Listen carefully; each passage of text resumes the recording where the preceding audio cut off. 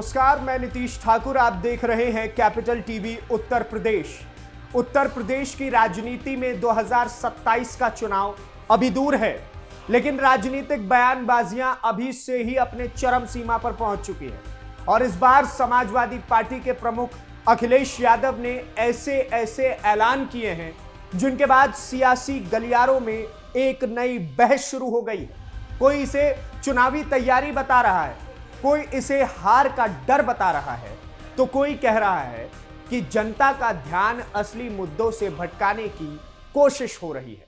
क्योंकि एक तरफ अखिलेश यादव 2027 में सरकार बनाने के दावे कर रहे हैं, तो दूसरी तरफ ईवीएम, चुनाव आयोग, वोटर लिस्ट और पूरी चुनाव प्रक्रिया पर ही सवाल खड़े कर दे रहे हैं। सबसे बड़ी बात यह है कि जो नेता खुद कई बार चुनाव जीत चुके हैं, जिनकी पार्टी ने ईवीएम से चुनाव जीत करके सरकारें बनाई है, सांसद बनाए हैं, विधायक बनाए हैं, वही नेता आज ईवीएम हटाने की बात कर रहे हैं। सवाल यही है कि जब चुनाव जीतते हैं तो ईवीएम सही हो जाता है, और जब हार जाते हैं तो ईवीएम खराब हो जाता है। ये कुछ उसी प्रकार से लगता है कि मीठा मीठा गपगप और कड़वा कड़वा थू थू।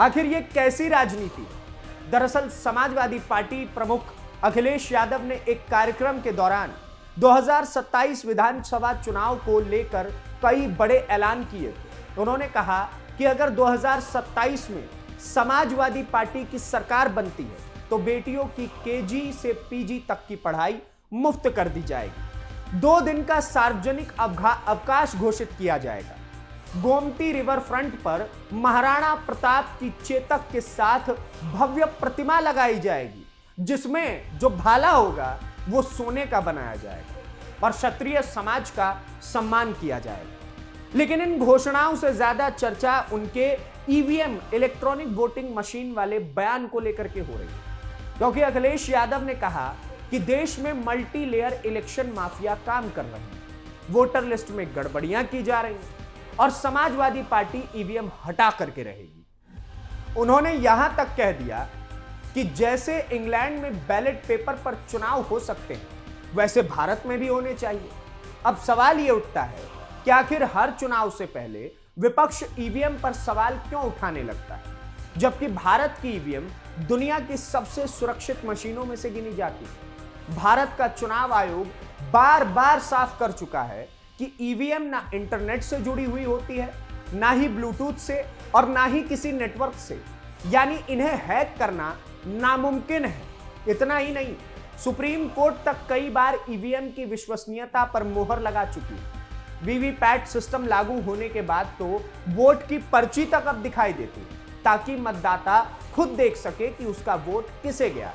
इसके बावजूद अगर लगातार ईवीएम पर ही सवाल उठाए जाते हैं, तो कहीं ना कहीं इससे लोकतांत्रिक संस्थाओं पर जनता का भरोसा कमजोर होने की कोशिश दिखाई देती है। और सबसे दिलचस्प बात यह है कि जब 2012 में समाजवादी पार्टी उत्तर प्रदेश में सरकार बना करके आई थी, तब भी चुनाव ईवीएम से ही हुए थे। 2024 लोकसभा चुनाव में समाजवादी पार्टी ने कई सीटों पर जीत हासिल की। खूब ताली पीटी गई, बोला गया कि देखिए हमने भारतीय जनता पार्टी को उत्तर प्रदेश के अंदर पीछे कर दिया। उस समय पर भी ईवीएम ही ठीक था, लेकिन जहां तनिक हार मिली वहां सवाल करना शुरू कर दिया।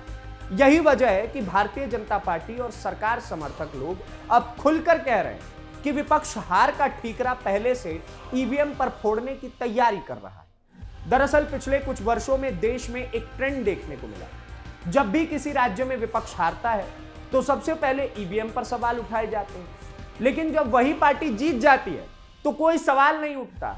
और यही दोहरा रवैया अब जनता भी समझने लगी। अखिलेश यादव ने वोटर लिस्ट में गड़बड़ी का आरोप भी लगाया। उन्होंने कहा कि सुल्तानपुर में एक अशिक्षित व्यक्ति नंदलाल निषाद के नाम पर फॉर्म 7 भरवा करके वोट काटे जा रहे हैं। उन्होंने चुनाव आयोग पर कार्रवाई न करने का आरोप लगाया। सरोजनी नगर में भी एक व्यक्ति के नाम पर सैकड़ों शिकायतों की बात कही। लेकिन यहां भी बड़ा सवाल यही है कि अगर कहीं गड़बड़ी है तो उसके लिए चुनाव आयोग के पास पूरी कानूनी प्रक्रिया मौजूद है। हर पार्टी अपने बूथ एजेंट बनाती है, वोटर लिस्ट का सत्यापन होता है, आपत्ति दर्ज होती है, सुनवाइयां भी होती है। लेकिन सीधे पूरी की पूरी चुनाव प्रणाली पर ही सवाल खड़ा कर देना, क्या ये लोकतंत्र के लिए सही संदेश है? क्योंकि अगर जनता का चुनाव आयोग और चुनाव की प्रक्रिया से भरोसा उठने लगे तो फिर लोकतंत्र की सबसे बड़ी ताकत ही कमजोर हो जाएगी।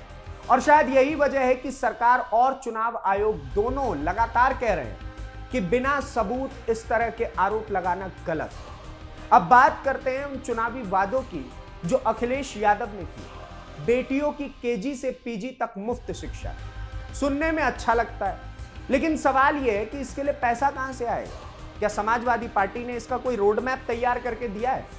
क्या यूपी का बजट इसकी इजाजत दे पाएगा? क्योंकि सिर्फ चुनावी मंच से की गई घोषणाएं कर देना आसान तो होता है, लेकिन उन्हें जमीन पर इंप्लीमेंट करना, उतारना उतना ही ज्यादा मुश्किल होता है। आज उत्तर प्रदेश में योगी सरकार लगातार शिक्षा और इंफ्रास्ट्रक्चर पर काम करने का दावा कर रही है। नए मेडिकल कॉलेजेस बनाए जा रहे हैं, एक्सप्रेसवे, एयरपोर्ट, डिफेंस कॉरिडोर्स, निवेश के ये सब मुद्दे सरकार लगातार गिनवा रही है। जापान में जाकर के योगी आदित्यनाथ इन्वेस्टमेंट ला रहे हैं। ऐसे में विपक्ष अगर सिर्फ वादे करेगा तो जनता अब हिसाब भी मांगेगी। अखिलेश यादव ने 2 दिन का सार्वजनिक अवकाश देने की भी बात कही। अब सवाल ये उठ रहा है कि क्या उत्तर प्रदेश को इस समय ज्यादा छुट्टियों की जरूरत है या ज्यादा रोजगार की, ज्यादा उद्योगों की, ज्यादा निवेशों की? क्योंकि एक तरफ सरकार यूपी को $1 ट्रिलियन इकोनॉमी बनाने की बात कर रही है, वहीं दूसरी तरफ छुट्टियों का वादा कितना ज्यादा व्यवहारिक लगता है आपको? इस पर भी चर्चा शुरू हो गई। उन्होंने महाराणा प्रताप की प्रतिमा लगाने की भी बात कही, लेकिन यहां भी राजनीतिक विश्लेषक लगातार सवाल उठा रहे हैं कि क्या चुनाव आते ही समाजवादी पार्टी को अब क्षत्रिय समाज की याद आने लगी? क्योंकि यही समाजवादी पार्टी के जितने कार्यकर्ता हैं वो ट्विटर पर चेतक के साथ और महाराणा प्रताप की फोटो लगा करके ये कहते हैं कि 200 किलो का भाला लेकर के कैसे भागते हैं। क्योंकि लंबे समय तक समाजवादी पार्टी पर जातिवाद की राजनीति के आरोप लगते रहे, बार बार MY यही सब। और अब 2027 से पहले अलग अलग समाजों को साधने की कोशिश साफ दिखाई दे रही है। अखिलेश यादव ने कानून व्यवस्था पर भी योगी सरकार को घेर दिया है। उन्होंने कहा कि जो लोग जीरो टॉलरेंस की बात करते हैं, उन्होंने कानून व्यवस्था को जीरो कर दिया। एनसीआरबी के आंकड़ों का हवाला देते हुए उन्होंने SC/ST समाज पर अत्याचार की घटनाओं का मुद्दा उठाया। लेकिन अगर जमीन की बात करें तो हाल ही में जो एनसीआरबी की रिपोर्ट आई है उसमें उत्तर प्रदेश को कानून व्यवस्था को लेकर के बहुत ज्यादा अव्वल नंबर पर रखा गया। उत्तर प्रदेश की कानून व्यवस्था को लेकर पिछले कुछ सालों में एक अलग ही तस्वीर भी सामने आई है। योगी सरकार लगातार दावा कर रही है कि माफिया राज खत्म किया गया, गैंगस्टर्स पर कार्रवाई हुई है, अपराधियों की संपत्तियां जब्त की गई, बड़े बड़े अपराधी या तो जेल में हैं या प्रदेश छोड़ करके भाग चुके हैं। और यही वजह है कि भारतीय जनता पार्टी लगातार कानून का राज अपने सबसे बड़े राजनीतिक नैरेटिव के तौर पर पेश करती है। अब विपक्ष अपराध के आंकड़े दिखा रहा है और सरकार कार्रवाई के उदाहरण दे रही है। ऐसे में जनता किस पर भरोसा करती है, यह आने वाला चुनाव तय कर ही देगा। अखिलेश यादव ने बिजली संकट और स्मार्ट मीटर को लेकर के भी सरकार पर हमला बोला। उन्होंने कहा कि सरकार ने बिजली उत्पादन नहीं बढ़ाया, लेकिन जनता पर स्मार्ट मीटर थोप दी।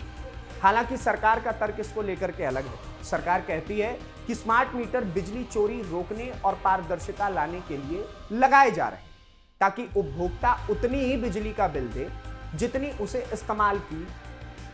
इसके अलावा उत्तर प्रदेश में पिछले कुछ वर्षों में बिजली सप्लाई के घंटे बढ़ने के आंकड़े भी सरकार लगातार पेश करती रही है। गांवों तक बिजली पहुंचाने और सब स्टेशन बढ़ाने के दावे भी किए जाते रहे, लेकिन विपक्ष इन दावों को झूठा बता रहा है। यानी साफ है कि 2027 का चुनाव विकास बनाम वादों और सरकार बनाम सिस्टम के नैरेटिव पर लड़ा जाएगा। सबसे ज्यादा चर्चा अखिलेश यादव के जेवर एयरपोर्ट वाले बयान की भी हो रही है। उन्होंने कहा कि भारतीय जनता पार्टी सिर्फ उद्घाटन करती है, बाद में सब कुछ निजी हाथों में दबा दिया जाता है, बेच दिया जाता है। लेकिन यहां भी सरकार समर्थक लोग पूछ रहे हैं कि अगर जेवर एयरपोर्ट नहीं बनता तो क्या उत्तर प्रदेश का फायदा होता, क्या निवेश आता, क्या रोजगार पैदा होते? क्योंकि जेवर एयरपोर्ट को एशिया के सबसे बड़े एयरपोर्ट प्रोजेक्ट्स में से गिना जा रहा है और सरकार इसे यूपी की आर्थिक तस्वीर बदलने वाला प्रोजेक्ट बता रही है। दरअसल इस समय उत्तर प्रदेश की राजनीति पूरी तरह 2027 के मोड़ में जा चुकी है।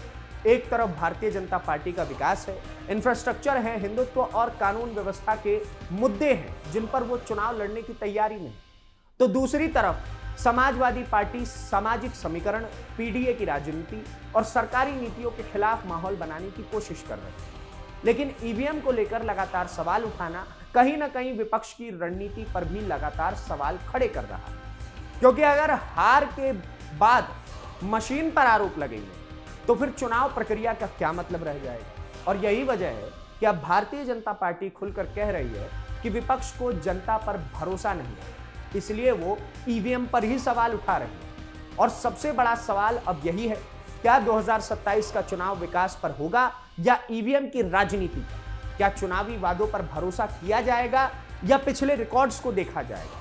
और क्या बार बार ईवीएम पर सवाल उठाने से विपक्ष को फायदा होगा या उल्टा नुकसान? फिलहाल इतना तय है कि उत्तर प्रदेश की राजनीति अब और ज्यादा गरमाने वाली है, क्योंकि चुनाव भले अभी दूर हो लेकिन सियासी जंग पूरी तरीके से शुरू हो चुकी है और आने वाले दिनों में आरोप, पलटवार, वादे और राजनीतिक हमले सब कुछ और ज्यादा तेज होने वाले हैं। बाकी आप क्या सोचते हैं अखिलेश यादव के इस प्रकार के स्टेटमेंट्स को लेकर के कि ईवीएम ही गलत है, महाराणा प्रताप के लिए मूर्ति बनवा देंगे? आज तक आप लगातार इसी प्रकार के भाषण देते थे कि भाई साहब हमारे लिए केवल पीडीए इंपॉर्टेंट, पिछड़े दलित आदिवासी, अगड़ों ने तो इनको प्रताड़ित किया है। और आज अब जब चुनाव आने वाले हैं तब आपको राजपूतों की फिक्र हो रही है। इन सारी चीजों को लेकर के आप क्या सोचते हैं हमें कमेंट बॉक्स में जरूर बताइए। और इस प्रकार की और वीडियोस को देखने के लिए कैपिटल टीवी उत्तर प्रदेश को सब्सक्राइब कीजिए। धन्यवाद, नमस्कार, जय हिंद, जय भारत।